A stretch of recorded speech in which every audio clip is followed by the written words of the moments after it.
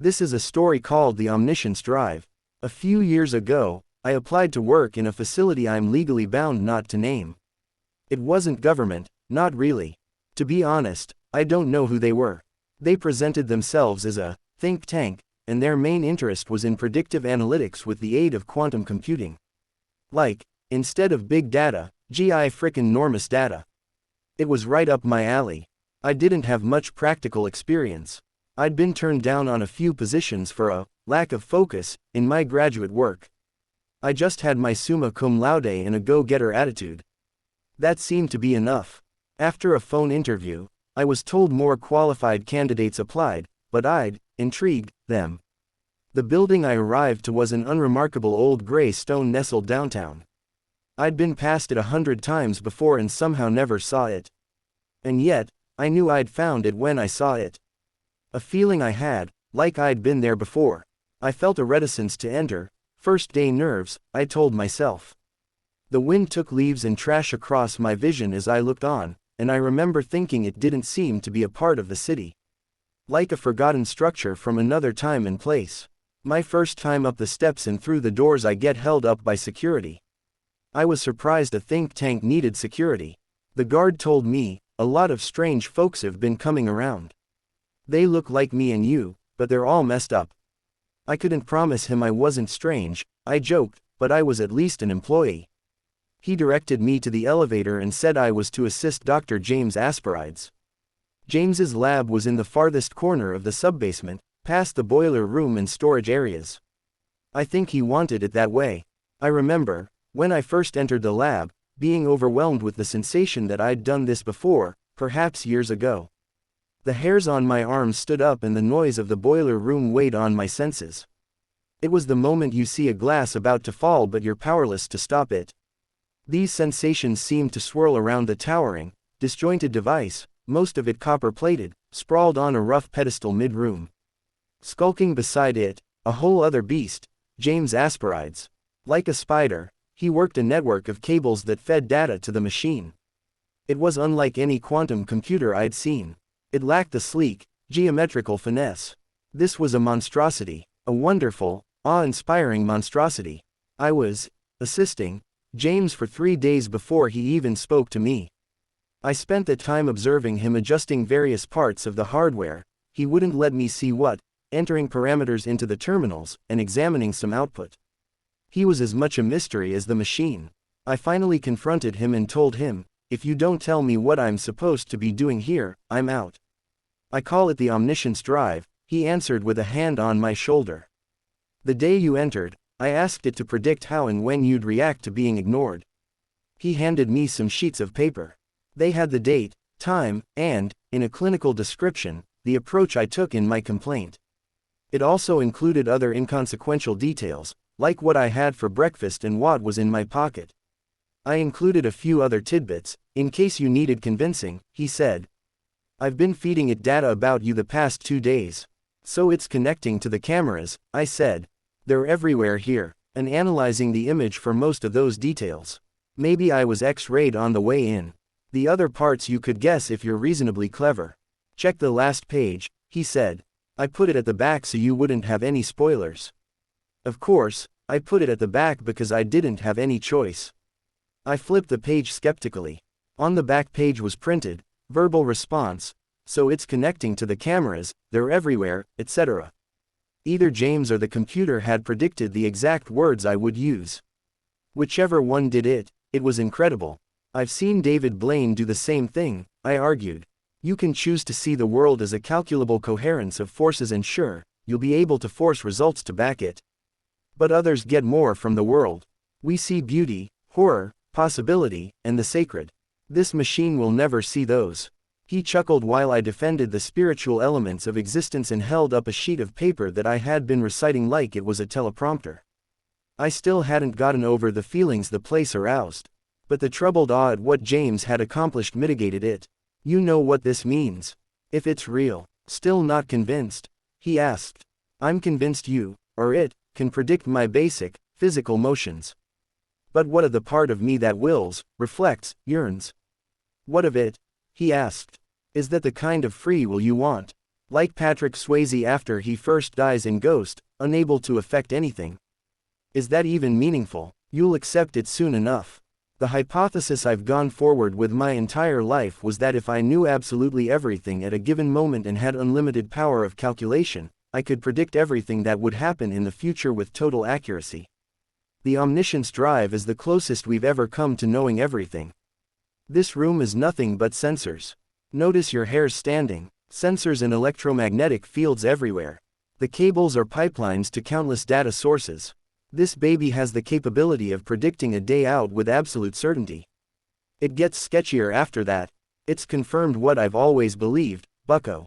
Life, thought, and will are no different than the winds and the waves. Natural, logical interactions on particles. There is no such thing as possibility. Only what is or isn't. It's one of those things you kinda think, sometimes, if you study the sciences. Yet, in the end, you feel your own experience of the world refutes it. There's gotta be more, you tell yourself. You can choose to do this or do that, and what you choose matters. If the murderer can't choose, why punish him? Well, there's an answer, because we have no choice but to punish him. Punishment for murderers, like everything else, is ultimately a physical, not legal, reaction. Choice is an illusion. It's as meaningless to analyze choice at the atomic level as it is to analyze climate change and horticulture at the atomic level. You know it's there, but it's studied at the macro level. That's all choice is, a useful way of thinking about complex molecular reactions. This view was deeply repugnant to me. It didn't matter if it made sense, I didn't want to believe it. Punched you in the gut, did it? He said. It'll turn to elation soon. What difference does it make really? You'll do all the same things you were gonna do and feel all the things you were gonna feel. It couldn't be any other way.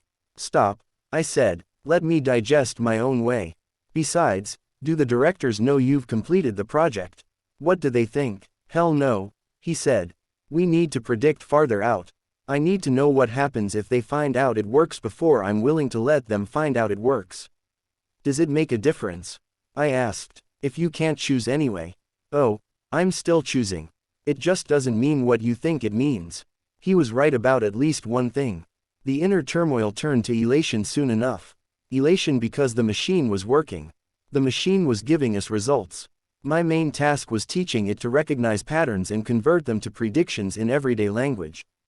James had done a lot without me, but the whole rest of the universe remained. There was giddiness and strange glee each morning when the machine predicted our conversations, clothing choices, the results of our many tests, our score playing Tetris, how the director's cat would react to a ball, and which flavor Dum Dum the security guard would take from the table. It was right so often. We kept pushing it, expanding its range, to make it predict events outside the lab. The farther from the sensors it reached, the more blind spots. Why not increase the power of the sensors? I asked. You know what happens when you overfeed a goldfish, he replied. That was the first time I'd heard him express any sort of caution about the machine. I'm not sure if he was worried the machine couldn't handle all the data or if it was something else, something he knew that he was keeping to himself. Word about the machine must have somehow got out. Without any clear facts on the matter, protesters started gathering in front of the building. At least, I think they were protesters. They didn't have signs and they were usually quiet. When one of us walked by, they'd complain they could feel the machine and it was disrupting their thoughts. One man caught me by the arm on my way in and told me, I've been dreaming about here and I wake up in strange places. A man who wouldn't make eye contact did have a sign, but it read, help me know. The sensors can't reach beyond the lab, I assured them. It's perfectly safe. They ignored me and continued lurking around the building. Told you, the guard said. He pointed to one of them and said he recognized him. A man with a plastic shopping bag. None of them seemed to be together, but this guy even less so. He didn't even look aware of the others. Seen him skulking around back one night, the guard explained. I was barely listening. I was watching the flies circle around his plastic bag, sometimes lighting and crawling in, and tried not to think about what was inside. I wondered if the electromagnetic fields and sensors could possibly be drawing these people in. There's so little we understand about magnetism. Who knows how these sensors affect schizophrenics, say? I was glad James decided to exercise caution. Even without extending the fields, the machine was remarkably close on many events. We weren't interested in lottery numbers, mind you. We were interested in meteorological events, political movements, preventive crime, medical diagnoses. It could change the world. It will change the world, James insisted. The first intimation that something was wrong with the machine came one sullen morning. It had been raining for a week straight. I attributed my mood to the weather. I had those strange feelings again.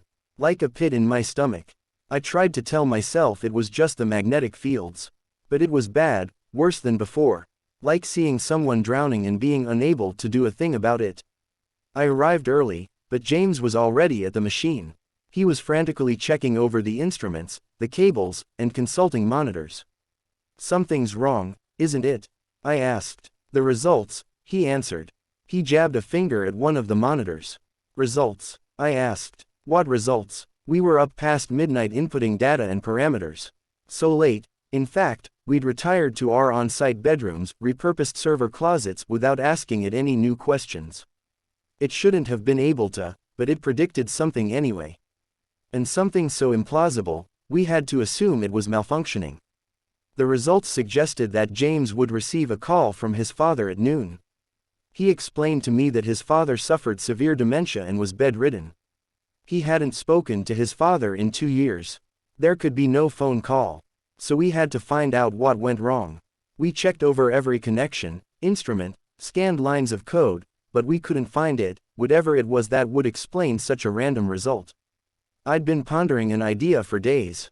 I don't remember how it started. Just an oddity I noticed in a result. This reminded me of it. "What if it dreams?" I asked. "What are you talking about?" "Dreaming. All the data and computing power, there's never been a machine like it. How do we know we haven't created a mind? And like any other mind, when left to idleness, it dreams. Incoherent yet with the veneer of reality, so it doesn't know the difference." He shook his head. "Still looking for your spiritual realm, are you?" We ran tests, asking it to predict events the outcomes of which were highly likely. It was functioning just fine. As noon neared, we stopped what we were doing and waited for the prediction to fail. Except for the hiss of the boiler room, 5 full minutes of silence. Whether right or wrong, the machine took on a more sinister guise to me as we waited. Noon hit without a sound. We exhaled at once, as though we'd held our breaths the whole time. We were getting back into our work when James's phone rang. He answered and put it on speaker. "You're doing good work, James," the voice said. James said nothing in response.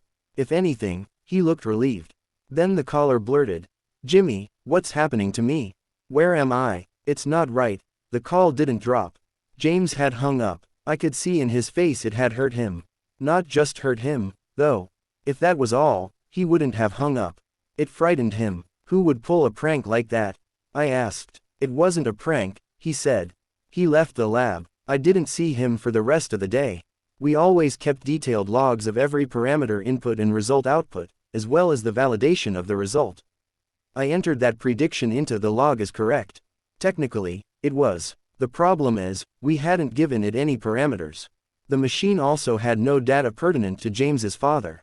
It should not have been able to predict that event. Looking at the weird, skeletal structure, I felt like it was waiting to fall on me. James didn't want to talk about what happened. We made a tacit decision to ignore it as a glitch and move along. Not a scientific approach, but I was glad to move off it myself and onto more data and more predictions. Soon we were full steam ahead again. Around this time a man named Mark Anthony Callis entered the lab saying the director sent him. Mark introduced himself as a paradoxer. It was his job to present paradoxes to see if there were ready solutions. I wasn't sure how one acquires such a position, but this guy apparently had. We were busy tackling a problem when he entered and we just didn't want to deal with him. He could paradox all he wanted on his own time. James pretended he didn't exist. I distractedly answered his questions. Most of them basic questions about the computer, determinism, how we became convinced, etc. If the machine predicts something, is the act of prediction a physical action? He asked casually, wiping dust off a surface. "Yeah, of course," I said, typing out some code. "So if you wanted the computer to predict everything, it would have to predict its own prediction." "Fair to say, I guess so. Then the prediction of the prediction would also need to be predicted. And so on to infinity, so that the computer would be trapped in an infinite loop of predicting its own predictions, casting doubt on the whole premise the computer is based on. Good thing we'd never make it do that, I answered. It's targeted. We don't need or want it to predict everything. Good, he mumbled, leaning to peer up through the computer. James physically removed him from the space, then resumed ignoring him. So the printout convinced you? He addressed me. Did you ever wonder what would have happened had Dr. Asperides given you the printout prior to your saying anything? James stopped what he was doing. He didn't move, but I could tell he was listening this time. No. Well, if you'd read ahead of time what you were going to say, you wouldn't have said it, right? I know I wouldn't. Probably, I agreed. I'm as stubborn as the next man.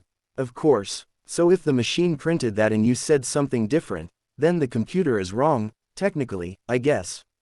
Technically, I guess. But after I get the paper, it has a new prediction of what I'll say, surely. Then it lied to you. No. I deflated, understanding he just made me walk the plank. If you can change outcomes that it couldn't predict, you got yourself some free will there, he concluded with a grin. It wouldn't have answered, James said. It would have known I was going to give the paper out and it would have refused to display results. But why? He pressed. Because it's programmed to ignore free will. I feel with free will this machine can only work for simple matters. Except that's patently false, James said, getting angry now. What you're asking for is a logical contradiction, like a valley without mountains. We've demonstrated again and again that it works, even predicting my thoughts. This was the first I was hearing about it predicting thoughts. We'd never asked it to do that. The only way that was possible is if it was reading our brainwaves. That made me distinctly uncomfortable. And it made me wonder what else James had been hiding.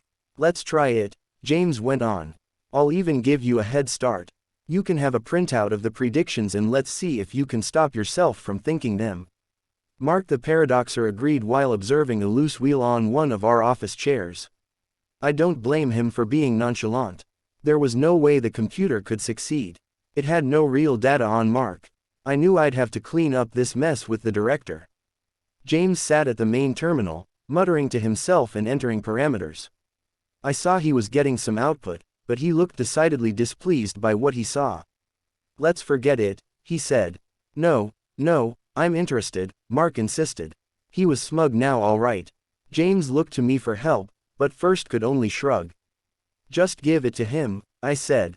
Mr. Callis, please be aware the computer has no data about you other than what the sensors in this room can collect. James handed Mark the printout, actually 2 sheets. I was concerned Mark might have trouble interpreting the data, since it's not always in clear English. His reaction told me he was understanding it just fine. Whatever was on those pages caused the blood to drain from his face. He neatly folded and tucked them into his jacket's inside pocket, and left without a word. What the hell was it? I asked. Doesn't matter. It was a weird, nonsense result caused by lack of data. You were right. If you feel that way, I said, why do you have your troubled face on? He cursed, got up, and closed the lab door. The boiler room made so much noise that closing the door was entirely pointless. Yet not without its symbolic significance. It said he'll be thinking about holes, okay. Any particular holes? Golf, Swiss cheese. In fact, he's already been thinking about holes. It's been obsessing him. It's all he can think of. It's his release, his freedom. This is the computer, remember, not me. His freedom from the thing that horrifies him most, the oppressive solidity of existence. Physical things adhering together as unified objects, human bodies with all their organs working together, the world held together with its impermeable mathematical order. Free will is holes in this solid, inescapable mass, holes in logic, holes in things. He's been thinking about. He looked visibly upset on this part. He's been imagining putting holes in his wife and son's heads. He could have freedom in that. That solid body punctuated with the freedom of nothingness. He'll be thinking about it tonight, until he gets the pickaxe from the garage. It's a small start for him, but it's something. New holes in the order of the universe, the tier that can begin to unravel the solid mass that crushes him daily. I accidentally missed my mouth, pouring tea over my shirt. I was equally mesmerized and disturbed by the analysis. It had to be horribly wrong. Horribly. Should we call the police? I asked. What the hell for? James snapped. The stupid machine grabbed bits and pieces from what he was saying and doing here. Out of the raw material of anal retentivity and paradoxes, that little bit of fantasy was spun. So why's that bit of fantasy so evil? I asked. James shook his head. It's just data. No good, no evil, no dreams are the sacred. His theory sounded plausible enough, I guess. But what if we were wrong and someone did get hurt? I wondered. We asked the machine that night if the director would come down on us for frightening the paradoxer. It correctly predicted we'd never hear about Mark from the director. A few weeks later, a man named Mark made the news when he murdered his family. Not with a pickaxe. He used a drill. His final act had been to put a 3/8-inch hole through his own skull. After that, I began having nightmares about the machine. James told me the nightmares were byproducts of the electromagnetic fields. He'd expanded their range and intensity. So they were bound to upset my mental harmony temporarily. Why would you do that? I asked. What about that? Overfeeding the goldfish, crap. I was wrong. It couldn't harm a fly. Besides, I didn't have a choice. You can't keep using that. No, listen, I didn't have a choice. I didn't understand what he meant, but I knew it wasn't the usual. I dropped it. I thought that's what he wanted. I think now he may have been trying to tell me something. I'd felt the change in the fields, but it was more than that bugging me. I couldn't get Mark out of my head. I found myself thinking, did he do what he did in spite of the machine predicting it or because of the machine predicting it? Just like when James's father called. Did it predict this extremely improbable event, or did it somehow make it happen? Giving it more power made me uneasy. Even if it was just predicting, it was functioning in ways never intended, making guesses with little data. And there was a decidedly macabre flavor to most of these guesses that frightened me the more I thought about it. One night it predicted, he dies screaming in his mind, but we couldn't figure out who it was even talking about. We hadn't asked it anything at the time.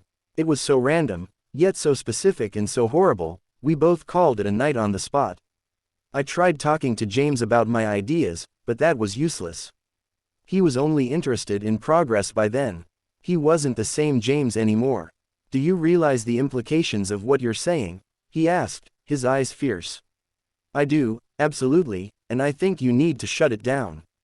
I don't think you have a clue. You're suggesting the machine isn't just predicting, it's deciding. It's exercising will. Or, as Mike the Paradox guy, Mark might say, free will. And why not? I pushed. What is will made of? A nervous system, he answered. By what mechanism would it will? Does it send gremlins out to perform its bidding? It's a stationary object in a room with cameras everywhere. How much do we know about the operations at its core? How much do we really know about what quantum computers do? And those sensors and fields, it's eerie that it's able to predict with so little data, he admitted, to our minds. However, we have given it access to so much data, I don't even know all it knows anymore.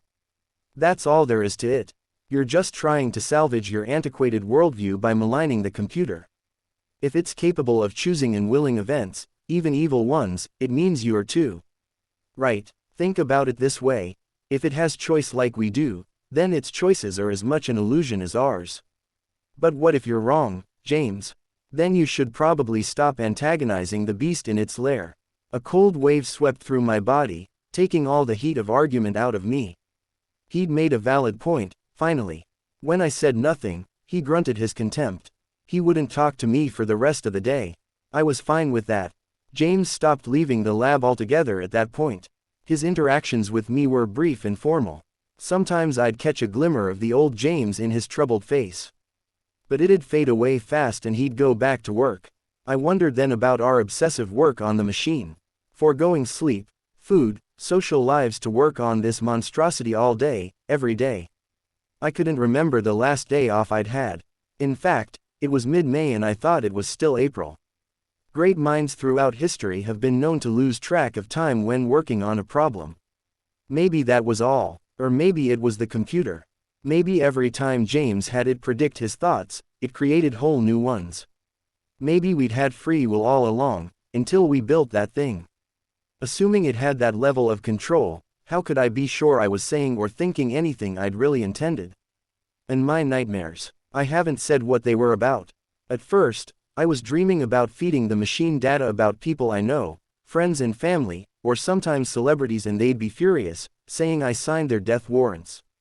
And in some of the dreams, some awful accident would happen and I'd wonder why the machine hadn't warned me. These felt like dreams. I put these down to stress. The more recent dreams felt different. In these dreams, other people were in the lab with me and James. People I'd never seen before. Their eyes were weird and swollen. They worked obsessively, as if tranced. I knew they were trying to create some sort of signal. I was scared of them. I knew in the dream that I was just pretending to work, but I couldn't remember why. I would sometimes catch them looking at me from the corners of their eyes. In the last dream, they surrounded me and I saw they were surrounded by flies. That's when I woke up. What if they weren't dreams? Maybe the machine was making me do things in my sleep. That's when I felt crazy paranoid. I told myself I was overthinking it. Except I'd begun noticing things in the lab. Different smells, monitors moved, a shirt button, a spot of blood. James's answer, when I asked, was that I needed to stay focused. One day, not long after, when the system had to reboot, he grabbed me by the back of the neck and pulled me close. Go find somewhere else. You're just getting in the way now. Bull fucking shit, I said, but actually I was near tears. What's your deal lately? Please, he said. I didn't know what I was messing with. I looked closely at the space between things, where the corners stopped joining, and something was there. Just go while you can. The machine started back up and James returned to his work, his distress so obvious seconds ago vanished. That moment continues to haunt me every day. He was scared of it. I couldn't just leave him like that. So I stayed another night. Tired as I was, my uneasiness kept me wide awake. Time crept by and I stared at the ceiling. The corners seemed to fade into a darkness that was unnaturally dark. That's when I started hearing a new sound. A buzz, like bees or flies. I jumped out of bed, listening more intently. The buzzing was accompanied by breathing, heavy and repetitive. Suddenly, the sound of footsteps rapidly approaching, getting louder. I had nowhere I could hide in my room. It was a closet. No weapons. I backed up against the wall. The footsteps stopped just outside the door.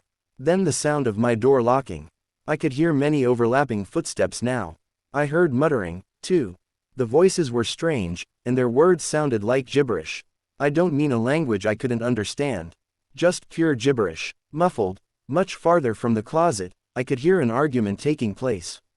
It was getting heated, but I couldn't make out any words. Then they abruptly stopped. I kicked and kicked at the closet door to get out. I could run for help if I could get out. The door was shaking in the frame, but it took me a good 5 minutes of kicking, or so it felt, to get through. I was making so much noise, I couldn't hear what they were doing anymore. When I finally did kick my way out, I couldn't see anyone. Except for the constant noise of the boiler room, the basement was silent. I didn't see any of the intruders. I abandoned my plan of running for help in favor of checking on James. James, I called. I fumbled around for the light switch and turned it on. The lights were flickering, but it was better than no lights. It was enough illumination to see the machine was gone and James was nowhere to be found. I ran to the guard to tell him what happened. He told me there was no way. He'd been at the front door all night and no one came in or out. We checked the security camera footage together. He was right. No one entered the building or exited. What we saw is, at exactly 1:07 a.m., people start one by one coming into the lab from the boiler room. 11 of them in total. Who are they? He asked. I've never seen a face so expressive of confusion. I don't know. I didn't know. But I knew they were the people I'd seen in my dreams. What's wrong with them? The footage was limited due to its angle. James argued with one of them. Slowly, all the others left what they were doing and surrounded him. One of them looked directly at the camera. After that, they moved further into the lab where we couldn't see. Next we saw them taking the machine from the lab into the boiler room. James would never have allowed the machine to be moved, I said aloud. The guard called police, refusing to go down until they arrived. I went back myself. I didn't know how I'd missed it the first time, but there was a printout on the floor near the boiler room. I pocketed it and went inside the room. I heard a pounding from the far end, around the corner. I approached slowly. The flickering lights didn't make me feel very secure. I rounded the corner and saw nobody. "James," I called. The pounding started again, more frantic now. Someone was inside one of the tanks. It had to be James, first thought. I struggled to get the hatch open, cursing and ripping my finger on an edge. As soon as I did get it open, I saw hands reaching up. I grabbed and pulled with all my strength. I almost lost my grip and let him drop when I saw. It wasn't James at all. I had no idea who this man was. He told me his name was Ansel Garlic. He had no idea where he was. He'd been on his way to surprise his wife for their anniversary when he blacked out and woke up in the tank. "What day is it?" he asked, panicking suddenly. "Thursday," I said. "So long." "November 6th. It's mid-April." He looked deeply disturbed by this news. I brought him upstairs and found the police had already arrived, as had the director. I explained everything that had happened as best I could. Police had a lot of questions for Ansel. For one, his license was expired. Then I overheard them saying they found him in the missing persons database. He'd vanished from Albuquerque 10 years ago. That was the last I ever heard of him. In spite of all that happened, that still creeped me out. Where had that guy been for the last 10 years? Why was he here and why now? The prevailing theory was that James arranged for the machine to be smuggled due to pressure from the director to give results. Some notes in James's room said, "Predicts catastrophic results if revealed. Continue to delay." I was questioned extensively as a possible confederate. The machine was a multi-million-dollar piece of equipment, after all. I was eventually cleared. The director questioned Mita, but I refused to comment one way or the other whether the machine worked. The printout I'd found was, I believe, James's last request. How does it end? It was all there in black and white. The people coming from the boiler room. Taking the machine. Taking James. Killing me. Killing me. I was supposed to have been murdered. It was wrong. The machine got it wrong. Because someone had locked that door. My friend, mentor and hero Dr. James Asperides has never been seen since. In the time since that night, he seems to keep disappearing. There's no memorial for him at any institution of learning. He is not recognized for his contributions to computer science. Police deny any investigation into his disappearance or alleged theft. I can't find any references to his existence. This is it. This is the only record of the existence of James now, the only tribute to this great man. Who knows how long it will last? As for me, I'm okay. I'm an assistant professor at a respectable institution now. I still have nightmares. Still sometimes question, when I do something that surprises me, whether it's me or something else willing it to happen. I still sometimes watch the dark corners of rooms hoping to see James. Wherever he is, I hope he's free. Subscribe and please like. Thanks for tuning in and listening.